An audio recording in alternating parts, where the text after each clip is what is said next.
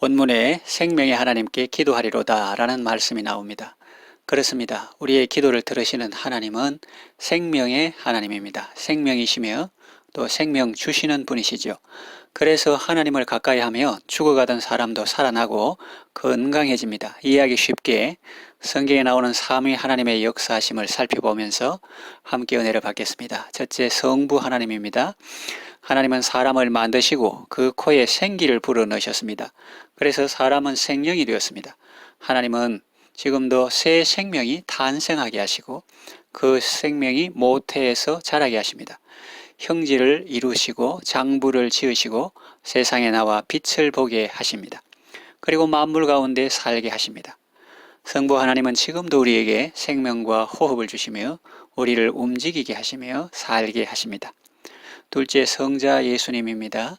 예수님은 생명의 하나님이십니다. 사람들은 다른 사람을 판단하고 정죄하고 죽이려 하지만 예수님은 사람을 살리고 구원하시는 분입니다. 요한복음 3장 17절 하나님이 그 아들을 세상에 보내신 것은 세상을 심판하려 하심이 아니요 그로 말미암아 세상이 구원을 받게 하려 하심이라 했습니다.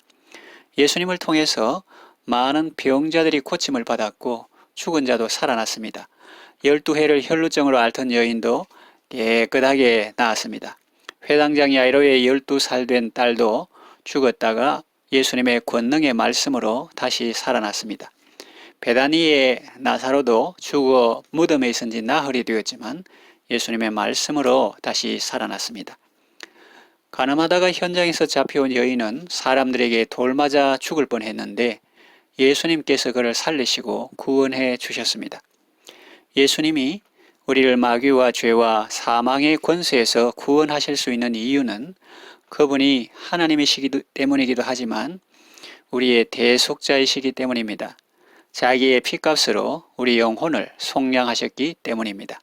그분이 징계를 받음으로 우리는 평화를 얻게 되었고 그분이 채찍에 맞음으로 우리는 나음을 얻었습니다. 예수님은 지금도 살아계셔서 하늘 성소에서 영원한 대제사장으로 섬기시며 우리를 위하여 하나님께 간구하십니다. 셋째, 성령 하나님이십니다. 하나님이 생기를 불어넣으실 때 사람이 생명이 되었습니다. 에스겔 골짜기에 널브러져 있던 마른 뼈들도 선지자가 말씀을 대언할 때 그 뼈들이 서로 붙고 거기에다가 힘줄이 생기고 또 살이 붙고 가죽이 덮였습니다. 그리고 생기에게 대언하여 생기야 이 죽음을 당한 자에게 불어서 살아나게 하라고 했습니다. 그랬더니 그들이 곧 살아나서 일어나 서는데 극히 큰 군대였습니다. 부활하신 예수님이 숨을 내쉬며 성령을 받으라고 말씀하셨습니다. 성령은 생명이요 생명 주시는 영입니다. 그 성령님을 모시고 그분의 인도하심을 따를 때 생명의 삶을 살게 됩니다. 육신의 생각은 사망이요 성령의 생각은 생명과 평안입니다. 생명의 성령의 법은 우리를 죄와 사망의 법에서 해방시키고 자유롭고 활기찬 삶을 살게 합니다. 찬송가 191장 가사에 이런 내용이 나옵니다. 내가 매일 기쁘게 순례길 행함은 주의 팔이 나를 안보하며 내가 주의 큰 복을 받는 참된 비결은 주의 영이 함께함이라. 나와 동행하시고 모든 염려 아시니 나는 숲의 새와 같이 기쁘다. 내가 기쁜 마음으로 주의 뜻을 행함은 주의 영이 함께함이라. 성령이 계시네 할렐루야 함께하시네. 좁은 길을 걸으며 항상 기뻐하는 것 주의 영이 함께함이라 했습니다. 성령님이 우리 몸을 살게 하시며 우리 마음을 새롭게 하시며 우리 영을 기쁘게 하십니다. 기쁜 마음으로 주의 뜻을 행하게 하시니 이 얼마나 감사한 일입니까? 성령님은 지금도 말할 수 없는 탄식으로 우리를 위하여 기도하시며 하나님의 뜻대로 구하십니다. 그래서 하나님께서 그 성령님의 간구를 들으시고 모든 것이 합력하여 선을 이루게 하시는 것입니다. 말씀을 정리 요약합니다. 사람이 살다 보면 낮도 있고 밤도 있습니다. 낮에는 하나님께서 그의 인자하심을 베푸십니다. 밤에는 하나님께서 그의 찬송을 주십니다. 자연적인 의미의 밤은 하루 일과를 마치고 조용히 쉬는 시간입니다. 그런가 하면 인생의 밤도 있습니다. 시편 42편의 시인은 밤 같은 현실 속에 있습니다. 사람들이 종일 내 하나님이 어디 있느냐고 조롱합니다.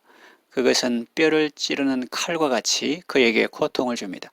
그래서 그의 영혼은 낙심하고 불안한 상태입니다. 그런 상황 속에서 그는 사슴이 시냇물 찾기에 갈급함같이 하나님을 갈망하고 있는 것입니다. 그런데 우리는 놀라운 반전을 봅니다. 시편 42편은 절망이나 탄식이나 우울로 끝맺지 않습니다. 소망과 담대함과 찬송으로 마치고 있습니다. 그 비결은 무엇입니까? 생명의 하나님께 기도했기 때문입니다. 밤에는 그의 찬송이 내게 있어 생명의 하나님께 기도하리로다 했죠. 하나님을 갈망했더니 하나님께서 내 인생의 밤에도 그의 찬송을 내게 주셔서 나는 생명의 하나님께 기도할 수 있었다는 거죠. 하나님은 기도하는 사람에게 생명을 주시고 아름답고 복된 삶을 살게 하십니다. 밤에는 그의 찬송이 내게 있어 생명의 하나님께 기도하리로다. 여러분들도 생명의 하나님 모시고 생명 가득한 삶을 살아가시기를 바랍니다. 기도합니다. 하나님 아버지, 낮에는 인자하심을 베풀어 주시고 밤에는 주님의 찬송을 주셔서 감사합니다. 인생의 밤에 생명의 하나님께 기도하게 하소서. 언제나 생명의 하나님을 가까이 하고 생명의 하나님을 모시고 하나님의 생명으로 가득하여 감사와 기쁨과 승리의 삶을 살게 하소서. 예수님의 이름으로 기도합니다. 아멘.